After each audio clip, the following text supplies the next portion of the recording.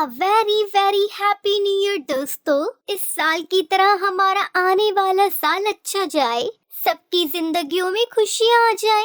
प्यारे दोस्तों, कहानी में आगे बढ़ने से पहले प्लीज इस वीडियो को लाइक और हमारे चैनल को सब्सक्राइब करना ना भूलें। हरियारीपुर जंगल में रोज की तरह एक ठंडी सुबह थी। जंगल के हर कोने में एक नई ताजगी थी। पेड़ पौधे हरे भरे थे और हवा में ठंडक थी। सभी जानवर पक्षियों के बीच एक उत्सव का माहौल था। आज जंगल में एक बहुत खास दिन था, नए साल का दिन, यानी कि न्यू ईयर। एक छोटी सी प्यारी सी चिड़िया जिसका नाम टुनटुनी था, उसने अपनी आवाज में उत्साह भरते हुए सभी पक्षियों से कहा, सुनो सुनो पक्षियों, आज हम सब नए साल का जश्न मनाने वाले हैं। जंगल में हमारी भी खास जगह है और हम मिलकर ये दिन खास बनाएंगे ताकि हम सब पक्षी भी और दूसरे इंसानों की तरह अपना नया साल सेलिब्रेट कर सकें। लेकिन सभी पक्षियों के चेहरों पर थोड़ी चिंता थी। वो अच्छे से जानते थे कि वो गरीब हैं, उनके पास ज्यादा साधन नहीं थे, उनके पास खाने के लिए ज्यादा कुछ नहीं था और ना ही किसी प्रकार की शान और शौकत के लिए वो तैयारी थी। एक छोटा सा मोर बोला, हमारे पास कुछ नहीं है, कैसे मनाएंगे हम अपना जश्न? हमारे पास तो बस जंगल का छोटा सा घर है और कुछ नहीं है इसके अलावा। तभी टुनटुनी चिड़िया ने मुस्कुराते हुए कहा, क्या तुम्हें लगता है कि हमें महल और खाने पीने की चीजों की जरूरत है? हमारा जश्न हम अपनी खुशियों से मनाएंगे और यही हमारी सबसे बड़ी दौलत होगी। हमें तो बस एक दूसरे का साथ चाहिए, इसके अलावा हमें किसी भी चीज का कोई भी लोभ लालच नहीं है। तभी हरिया तोता ने कहा, ठीक कह रहे हो तुम। हम गरीब हैं लेकिन हमें खुश रहना आता है। हमारी सबसे बड़ी दौलत हमारी दोस्ती है, इसलिए हम सब ये नया साल एक साथ धूमधाम से मनाएंगे। वहीं एक सुंदर कालू कौवा जो पेड़ की शाखाओं पर बैठा था, वो पक्षियों से बोला, हमें सब कुछ मिल सकता है अगर हम साथ मिलकर काम करें। मुझे एक आइडिया है, हम सब मिलकर जंगल के सभी पक्षियों को बुलाते हैं और उनके साथ एक शानदार पार्टी करते हैं। हम सब अपनी कला और संगीत दिखाते हैं और कोई भी भूखा नहीं रहेगा। बताओ कैसा लगा मेरा सुझाव? ये सुनकर टुनटुनी चिड़िया खुश होकर बोली, बहुत अच्छे, तुम सही कह रहे हो कालू भैया। हम अपने जश्न में अपने दोस्तों को बुलाएंगे। चलो सब मिलकर काम करते हैं और जल्दी जल्दी सारी तैयारियां पूरी करते हैं। टुनटुनी चिड़िया की बात सुनकर सभी पक्षी जंगल के अलग अलग हिस्सों में गए। सभी जानवर और पक्षियों को उस खास दिन के बारे में बताया। टुनटुनी चिड़िया ने अपनी सुंदर उड़ान की तैयारी की तो मोरों ने नाचना शुरू किया। वहीं हरिया तोता ने जंगल के सबसे अच्छे गाना गाने का वादा किया और बाकी सभी पक्षियों ने मिलकर जंगल के पेड़ों पर सजावट करने की योजना बनाई। शाम होने से पहले सभी पक्षी एक जगह इकट्ठा हो गए। उनकी आंखों में खुशी और उम्मीद थी। आ गए हम दोस्तों, कैसे हो आप सब? हैप्पी न्यू ईयर दोस्तों। मुझे तो अपनी आंखों पर विश्वास ही नहीं हो रहा कि ये जंगल हमारा है। देखो ये कितना खूबसूरत लग रहा है। ये बात सुनकर सभी पक्षी खुश होकर उड़े और एक जगह इकट्ठा हुए। उनके पास खाने के लिए जंगल से मिले फल और बीज थे और साथ ही उन्होंने जंगल के पेड़ों की शाखाओं से रंग बिरंगे फूल भी तोड़े थे। तभी हरिया तोता ने कहा, अब हमारे पास सब कुछ है, हमें बस एक दूसरे का साथ चाहिए। हाँ तोते भैया, बिल्कुल सही कह रहे हो। हमारे पास स्वादिष्ट फल है, बस हम सभी को एक साथ बैठकर खाना चाहिए। ये हमारी दोस्ती का प्रतीक है, इससे हम सब में प्यार बढ़ेगा। सभी पक्षियों ने मिलकर जंगल में अपनी खुशी का उत्सव मनाना शुरू किया। बगुले ने उड़ान भरते हुए हवा में सुंदर आकार बनाए। मोर ने नाचना शुरू किया और तोते ने अपनी मधुर आवाज में गाने गाए। सब कुछ अद्भुत लग रहा था। नए साल के जश्न में पक्षियों ने अपनी परेशानी और दुखों को पीछे छोड़ दिया था। कोई नहीं सोच रहा था कि उसके पास क्या है और क्या नहीं है, बल्कि वो उस पल में खो गए थे। ये पल उनके दिलों में हमेशा के लिए बस गया था। अरे वाह दोस्तों, कितना मजा आ रहा है एक साथ। मुझे तो अभी तक विश्वास भी नहीं हो रहा। रात के समय जंगल के सभी पक्षी अभी तक एक साथ इकट्ठा थे। उन्होंने एक साथ बैठकर खाना खाने का आनंद लिया। सुनो दोस्तों, आज हमने साबित कर दिया कि हमारी खुशियों का कोई मूल्य नहीं है। हमें किसी और चीज की जरूरत नहीं है, बस हमें अपने साथियों का साथ चाहिए। ये पैसा धन दौलत हमारे लिए कोई मायने नहीं रखता, बस हमें साथ चाहिए। सभी पक्षियों ने खुशी से गाना शुरू किया। हम सब एक परिवार हैं, हम साथ हैं तो हम खुश हैं। यही हमारी सबसे बड़ी संपत्ति है। आखिरकार सबने एक साथ अपने नए साल की दुआ की और एक दूसरे से कहा, a very happy new year दोस्तों। नए साल हमें खुशी और मजबूती दे, ताकि हम हमेशा एक दूसरे का साथ दे सकें। इस तरह जंगल के छोटे पक्षियों ने अपनी गरीबी और संघर्षों को पीछे छोड़ते हुए प्यार, दोस्ती और खुशी के साथ नए साल का जश्न मनाया। वो नया साल मनाकर बहुत खुश होते हैं। फिर सभी पक्षियों ने एक दूसरे को गले लगाया और अपने सारे गिले शिकवे भूल गए।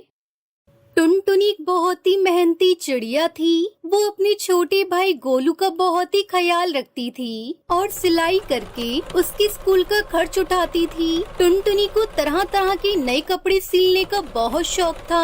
वो हमेशा अपनी दुकान के बाहर अपने द्वारा तैयार किए गए कपड़े टांगा करती थी। इस तरह एक दिन टुनटुनी दुकान पर सिलाई कर रही थी। तभी बंटी नाम के एक अमीर कबूतर की नजर टुनटुनी के बनाए हुए कपड़ों पर पड़ती है। बंटी फौरन टुनटुनी से मिलकर उसके कपड़ों की तारीफ करने लगता है। अरे चिड़िया, तुम तो बहुत ही टैलेंटेड हो। तुम्हारे कपड़ों के डिजाइन मुझे बहुत पसंद आए। ऐसे अनोखे अनोखे डिजाइन मैंने आज तक नहीं देखे। मैं विदेश में कपड़े सप्लाई करता हूँ। अगर तुम मुझे इस तरह के अनोखे डिजाइन के कपड़े बना कर दोगी तो बदले में मैं तुम्हें बहुत सारे पैसे दूंगा। ये सुनकर टुनटुनी चिड़िया बहुत खुश हो जाती है। हाँ, आप चिंता मत करिए, मैं आपको एक से बढ़कर एक नए डिजाइन के कपड़े सील कर दूंगी। ठीक है, यह लो 2 लाख रुपए रखो और अगले महीने तक बढ़िया डिजाइन के कपड़े सिलकर तैयार कर दो। उसके बदले में मैं तुम्हें पूरे 10 लाख रुपए दूंगा। इतना बड़ा काम मिलने से टुनटुनी चिड़िया की खुशी का ठिकाना नहीं रहता। वो घर जाकर अपने भाई को सारी बात बता देती है। वहीं दूसरी तरफ टुनटुनी चिड़िया के पड़ोस में कालू नाम का एक बदमाश कौवा भी रहता था। वो टुनटुनी चिड़िया की सारी बातें सुन लेता है।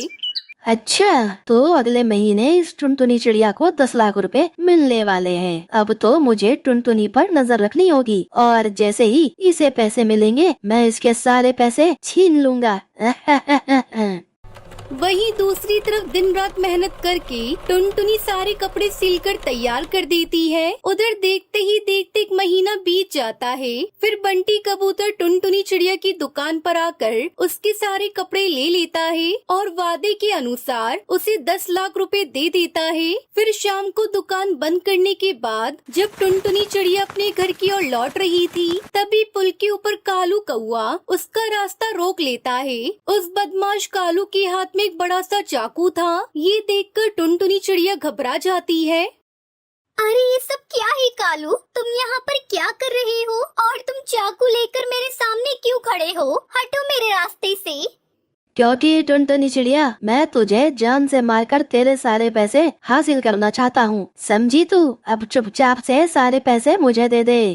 नहीं, मैं तुम्हें अपने पैसे नहीं दूंगी। दिन रात की मेहनत के बाद मुझे पैसे मिले हैं, इससे मैं अपने भाई का अच्छे स्कूल में एडमिशन करवाऊंगी। देखो, चुपचाप मेरा रास्ता छोड़ दो, वरना मैं शोर मचाकर पक्षियों को इकट्ठा कर लूंगी। अच्छा, तो ये बात है। मैं तुझे चिल्लाने का मौका ही नहीं दूंगा। इतना कहकर कालू टुनटुनी के शरीर पर चाकू से वार करना शुरू कर देता है। देखते ही देखते बेचारी टुनटुनी खून से लथपथ हो जाती है। उसके बाद वो टुनटुनी को पुल के नीचे नदी में फेंक देता है और उसके सारे पैसे लेकर वहाँ से भाग निकलता है। दूसरी तरफ टुनटुनी के घर न पहुँचने से उसका भाई गोलू बहुत परेशान हो जाता है। वो कालू के पास जाता है। अरे कालू भैया, इतनी रात हो गई लेकिन अभी तक मेरी बहन घर नहीं आई। आपने उसे कहीं देखा है क्या? अरे मैंने तेरी बहन का ठेका ले रखा है क्या, जो तू मुझसे सवाल करने आ गया? और चल जा यहाँ से और दोबारा मुझे परेशान मत करना। इस तरह कालू गोलू चिड़ा को डांट कर वहाँ से भगा देता है। दूसरी तरफ अचानक से तेज बारिश होने लगती है। टुनटुनी बारिश की वजह से नदी में बहते हुए दूर एक जादुई दुनिया में पहुंच जाती है। तभी नदी के किनारे बैठी जादूगरनी उसे उठाकर एक जादुई जूते के घर के अंदर ले जाती है। फिर वो जादूगरनी अपनी जादुई शक्ति से टुनटुनी को पूरी तरह ठीक कर देती है। ठीक होकर टुनटुनी जादूगरनी को अपने साथ घटी सारी घटना बता देती है। तुम चिंता मत करो, सब ठीक हो जाएगा। हम तुम्हें कल ही तुम्हारे घर पहुंचा देंगे। तब तक तुम यहाँ रहकर हमारी जादुई दुनिया का सुंदर नजारा देखो। उसके बाद जादूगरनी टुनटुनी को अपने जादुई खेत में ले जाती है। वहाँ अलग अलग ढेर सारी फसल लगी हुई थी। फिर जादूगरनी खेत से बहुत सारे संतरे जमा कर लेती है। तुम ये संतरे अपने साथ ले जाना। इन्हें काटने पर इनके अंदर से एक सोने का सिक्का निकलेगा। अरे वाह, ये तो बहुत ही कमाल के संतरे हैं। आपका बहुत बहुत शुक्रिया। हाँ, हमारी इस दुनिया में हर एक चीज जादुई और अनोखी है। उसके बाद जादूगरनी टुनटुनी को तरह तरह का जादुई पकवान खिलाती है। फिर अगले दिन चलो, अब मैं तुम्हें तुम्हारे गांव पहुंचा देती हूँ। फिर वो जादूगरनी अपनी जादुई छड़ी को गोल गोल घुमाती है और अगले ही पल वो जादुई जूतों का घर हवा में उड़ने लगता है। फिर थोड़ी ही देर में जूते का घर टुनटुनी के घर के सामने पहुंच जाता है। टुनटुनी को देख गोलू बहुत खुश होता है और दौड़कर अपनी बहन के गले लग जाता है। लेकिन दूसरी तरफ टुनटुनी को देखते ही कालू कौवे की सिट्टी बिट्टी गुल हो जाती है। अरे ये सब क्या है? आखिर ये टुनटुनी जिंदा कैसे बच गई? इससे पहले कि ये मुझे देखे, मुझे यहाँ से भाग जाना चाहिए। इतना कहकर कालू वहाँ से भागने लगता है। लेकिन तभी टुनटुनी उसे देख लेती है। वो देखो जादूगरनी, वो वही कालू कौआ है जिसने मुझे जान से मारने की कोशिश की थी। उसके बाद जादूगरनी अपनी जादुई छड़ी गोल गोल घुमाने लगती है और अगले ही पल जादुई जूतों के घर के अंदर से ढेर सारे जूते निकलकर कालू कौवे के ऊपर गिरने लगते हैं। अरे मर गया रे, मेरी कमर टूट गई। अरे फिर वो सभी जूते आग के गोले में बदल जाते हैं और कालू कौवे के शरीर को जलाने लगते हैं। अरे मर गया रे, कोई बचाओ मुझे, कोई मेरी मदद करो। उसके बाद कालू कौवा अपनी जान बचाने के लिए पास के कुएं में कूद जाता है। लेकिन उसे तैरना नहीं आता था। वो कुएं में डूबकर मर जाता है। इस तरह उसे उसके बुरे कर्मों की सजा मिल जाती है। उधर जादूगरनी के दिए गए जादुई जूतों के घर के अंदर से टुनटुनी को ढेर सारे सोने के सिक्के मिलते हैं। उन्हें बेचकर वो अमीर बन जाती है। इस तरह सब कुछ ठीक हो जाता है और टुनटुनी अपने भाई गोलू के साथ जादुई जूतों के घर के अंदर हंसी खुशी अपना जीवन जीने लगती है। एक जंगल में कालू कौवा अपनी पत्नी टुनटुनी और नालायक बेटे गोलू के साथ रहता था। गोलू अब बड़ा हो चुका था पर कोई काम धंधा नहीं करता था। वो ज्यादा पढ़ा लिखा भी नहीं था। इस बात को लेकर कालू कौवा बहुत ही परेशान रहता था। एक दिन जब कालू काम करके घर लौटा तो टुनटुनी ने उससे पूछा, अरे कालू जी, आप बाहर से आ रहे हो? कहीं आपने मेरे बेटे को देखा? मैंने उसके लिए केसर वाली खीर बनाई है। पड़े पड़े ठंडी हो रही है। अगर आपने उसे देखा है तो उसे बुलाकर ले आओ, वो ये खीर खा लेगा। अरे टुनटुनी, मुझे क्या पता तुम्हारा गोलू है। मैं तो काम करके थका हारा घर आया हूँ। वैसे तुम्हारा गोलू पड़ा होगा कहीं अपने यार दोस्तों के साथ। तुम तो ऐसे पूछ रही हो जैसे मैं उसकी रखवाली करने गया था। मैंने तुम्हें कितनी बार समझाया है कि उसे बोलो कुछ काम धंधा करे, लेकिन तुम हो कि मेरी एक नहीं सुनती। कालू जी, चुप भी हो जाओ। जरा सा गोलू का क्या पूछ लिया, तुम तो लड़ने ही लगे। मेरा बेटा भी बच्चा है, अभी तो उसकी खेलने कूदने की उम्र है, ना कि पैसे कमाने की। आप भी ना खामखा परेशान होते रहते हैं। हाँ टुनटुनी, बिल्कुल ठीक बोल रही हो तुम।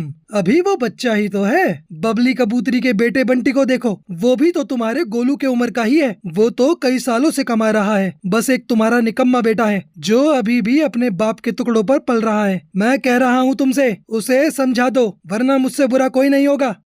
तभी गोलू चिड़ा घर आ जाता है। उसे देखकर कालू गुस्से में कहता है, लो टुनटुनी, आ गया तुम्हारा लाडला। खिलाओ उसे केसर वाली खीर। मैं तो चला काम करने। मम्मा, बहुत जोरों की भूख लगी है। क्या बनाया है आज खाने में? ये ले गोलू बेटा, आज मैंने तेरे लिए केसर वाली खीर बनाई है। तू इसे पेट भर कर खा ले और अपने पापा की बातों पर ध्यान मत दे। वो तो ऐसे ही बोलते रहते हैं, तू इसे खा। फिर गोलू चिड़ा मजे मजे से खीर खाने लगता है। उसी समय बबली कबूतरी टुनटुनी चिड़िया के घर आती है और उसे मिठाई देती है। क्या बात है बबली कबूतरी, किस बात की मिठाई लेकर आई हो तुम मेरे घर पर?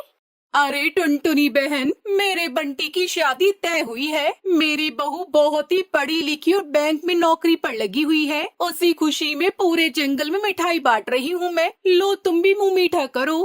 ये सुनकर तो टुनटुनी के होश उड़ जाते हैं और वो मुंह बनाते हुए कहती है, अरे बबली कबूतरी, तुम्हारी तो लॉटरी निकल गई। तुम्हें तो सर्विस वाली बहू मिली है। और हाँ, तुम्हें पता है मैंने भी अपने गोलू के लिए रिश्ता देख रखा है। जैसे ही बात पक्की होगी सबसे पहले मैं तुम्हें मिठाई खिलाऊंगी बबली बहन।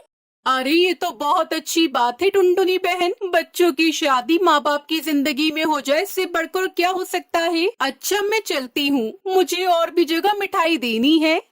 ये बोलकर बबली कबूतरी वहाँ से चली जाती है। टुनटुनी चिड़िया बंटी की शादी की बात सुनकर सोच में पड़ जाती है। फिर शाम को जब कालू घर आता है तो उससे कहता है, अरे टुनटुनी, बहुत थक गया हूँ, तुम्हें एक गिलास पानी दो, गला सूख रहा है। टुनटुनी चिड़िया पानी लाकर कालू को देती है, फिर चुपचाप अपने कमरे में चली जाती है। इसे क्या हुआ? आज तो इसने अपना मुंह खोला ही नहीं। जरूर कोई बात है, पता लगाना पड़ेगा। अरे टुनटुनी, क्या हुआ? तुम उदास क्यों हो? उदास हो मेरे दुश्मन? मैं तो आपसे नाराज हूँ। आप मेरी एक भी बात नहीं मानते। वो तो तुम रोज रहती हो, इसमें कोई नई बात कहाँ। अच्छा ये सब छोड़ो, टुनटुनी ये बताओ क्यों नाराज हो? सुनो जी, अपना गोलू इतना बड़ा हो गया है, तुम्हें उसकी कोई परवाह ही नहीं। मुझे अपने गोलू की शादी करानी है, वो भी जल्दी ही।